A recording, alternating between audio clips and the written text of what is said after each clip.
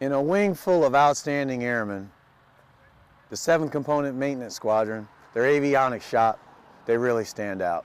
But to understand their story, you have to understand the squadron and the culture and the climate. You have a leadership team that trusts their airmen. They empower their airmen. They're experts to seek solutions to difficult problems. You have airmen feeling empowered who then innovate. They take initiative to come up with these solutions and to try new ideas. It's the perfect marriage. And the result is increased lethality. We get folks who really care about what they do. They refuse to accept the status quo. They're trying to make things better every single day. They've become an exemplar for everything that we do in this wing. The squadron is the beating heart of our Air Force. Well, for us, nowhere does that beat thump louder than in the avionics section of the 7th Components Maintenance Squadron.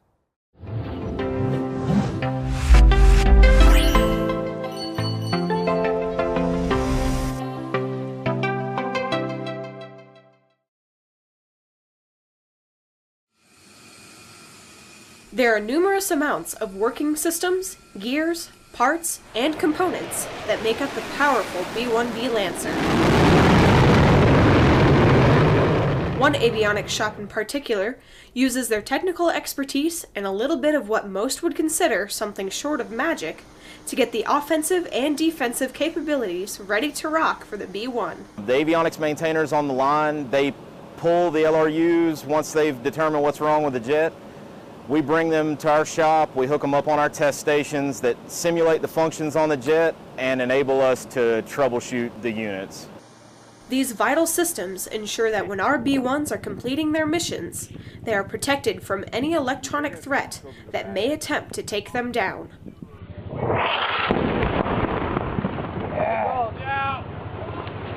Because it is an essential component of the B-1, these systems are constantly needing testing and repairs. With such a high demand for this system, the team at the 7th Component Maintenance Squadron put their heads together and got innovative. We went from one test station running them, we eventually moved to 2, and then we modified that 3rd so we could run across 3 stations at once. I mean, we went from close to 100 awaiting maintenance. We're down into single digits now, so everything is working much better now than it was in months past. Simply put, it was a bit of rekeying, rewiring, and coding that allowed the Radar Electronic Warfare section to test an additional transmitter, which was previously limited to testing only 2 at a time. This simple innovation saved the Air Force over $11.8 million and created a 50% increase in production. In 2016, the final production count tallied at 127 serviceable units.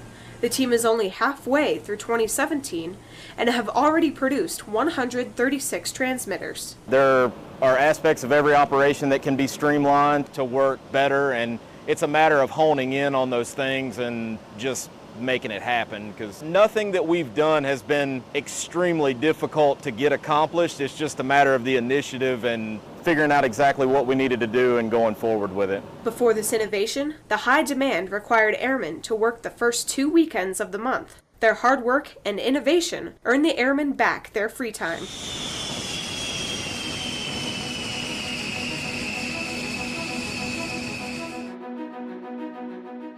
The mission of the 7th Component Maintenance Squadron is to provide high-quality on- and off-equipment maintenance in support of the Team Dias B-1s and C-130s.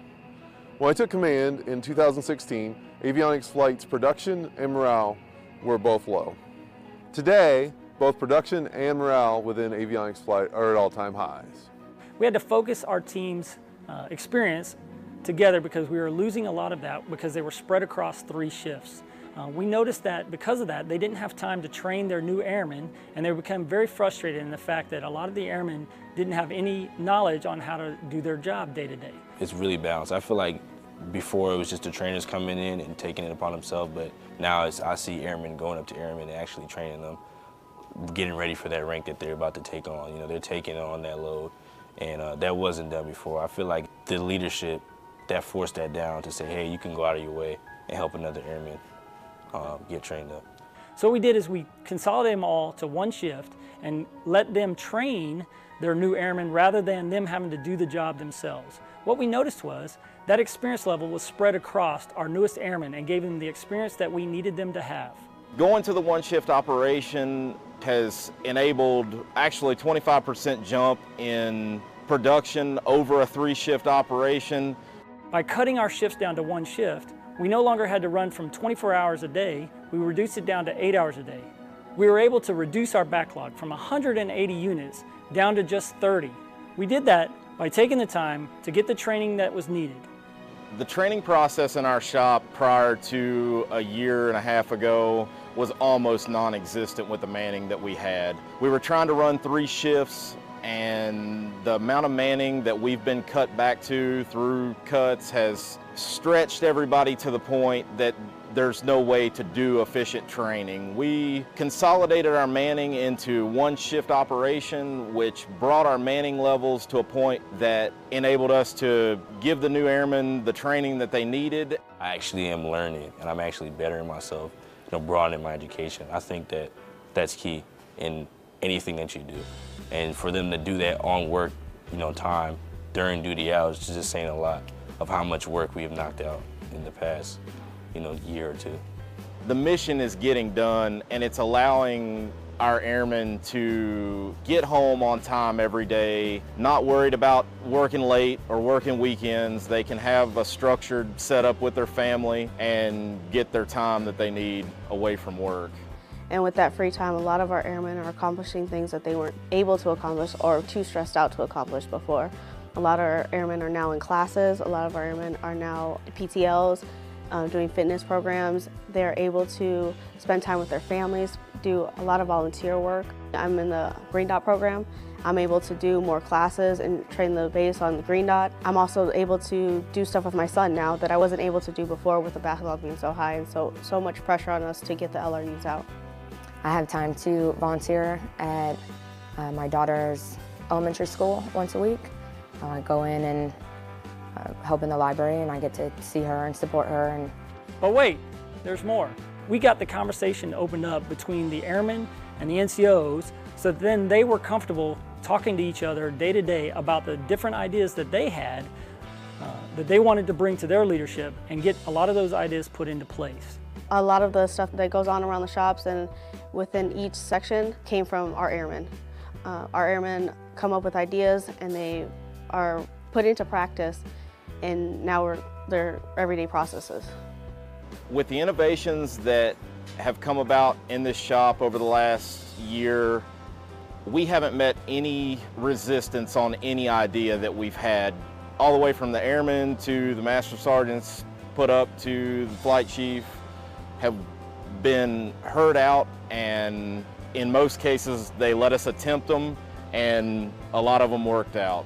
The recognition of the airmen or the people on the floor actually coming up with the ideas, and then the change happening, I think that helps everyone as a whole, because you're seeing yourself actually make changes where you're working at. And I think that's what it's all about. If you can actually see yourself, A1C, a senior airman, making a change for everybody that everybody does, I think that's when you know you're actually doing something. The innovations occurring within avionics flight support the Chief of Staff's #1 priority of revitalizing the squadron. They also support the Air Force priorities of restoring readiness, cost-effective modernization, driving innovation, developing leaders, and strengthening our alliances. Often, the airman closest to the problem is the one with the best solution. I also had a great opportunity to brief the A4 Director at Air Force Global Strike Command, General Lindsley, on some of the great innovations we've done here in the avionics shop at Dyess Air Force Base. Something as simple as lowering the test adapter by 8 inches to relieve the stress of that cable was able to fix a problem that had been going on for years. The airman was very innovative in his thought to take that kink out of that cable. I was extremely receptive to it because it had been causing problems since I had been here. And we got with the 7th EMS Squadron to cut out some brackets to lower it. We put them in the next day and immediately saw the results. Our nation is secure because the B-1 stands ready to fight our nation's wars. But the B-1 is not ready to fight without our maintainers. Our maintainers who put the air power into our nation's defense. But it's more accurate to say our airmen are air power. One group of airmen in particular, the 7 Component Maintenance Squadron's avionics flight, rocks it every single day. They produce not just for DICE, but for the entire B-1 enterprise. They are the best team in the entire Air Force, and I am proud to command them.